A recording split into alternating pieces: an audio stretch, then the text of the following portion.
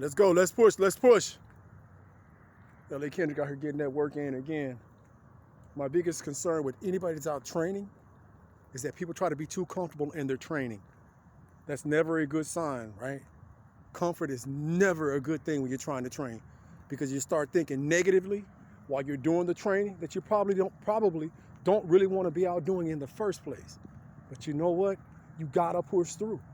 I remember when we came back from Devil's Tower, and like I always try to tell clients or people that I train with, them harsh lessons, man. What happens if your car breaks down? You got to go back 5 miles, 2, 3, 4, 5 miles back to the nearest gas station, right? And you can't get back, man. That's a terrible thought. You got to stay there the rest of the night. Well, it happened. We saw a guy.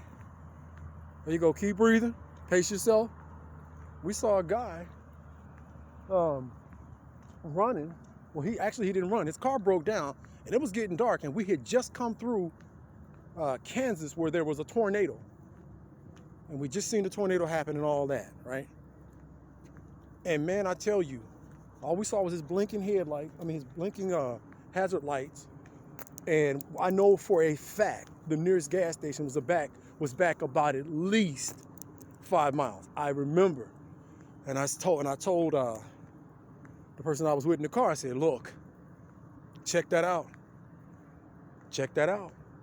That could be you out there, right? Because that's a terrible thought, to be out there in the middle of the dark, walking back in the opposite direction, trying to find a gas station.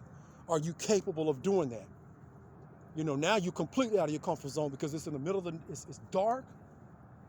There are no lights. There's no street lights. There's nothing. It's just you. You're at the mercy of whatever it is out there. So hopefully he got that thing on him, and he got some kind of protection, because that's a heck of a walk back, right? Now, if he could jog, would he have jogged back? Has he conditioned himself? Has he trained himself to be able to where he can actually get out and make a difference and save his life? I don't know.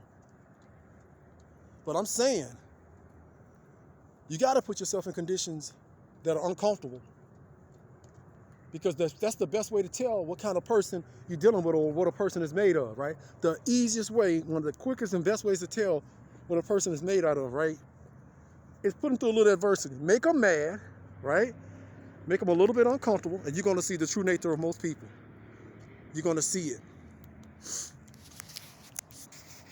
You start challenging a person on what they are, who they are, where they're going, make them a little bit uncomfortable, make them a little bit angry, and I promise you, you're going to see a whole change in the person that you thought was cool or had your back or was a clear, conscious thinker, right?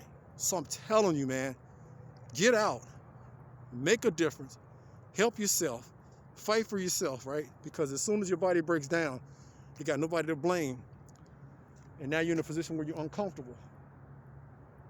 This is where you train to be uncomfortable, right? How you gonna get it together if you're not willing? This is LA Kendrick with that fitness tip of the day. Again, out here getting it done to make sure that your ex never catch you looking like a mess.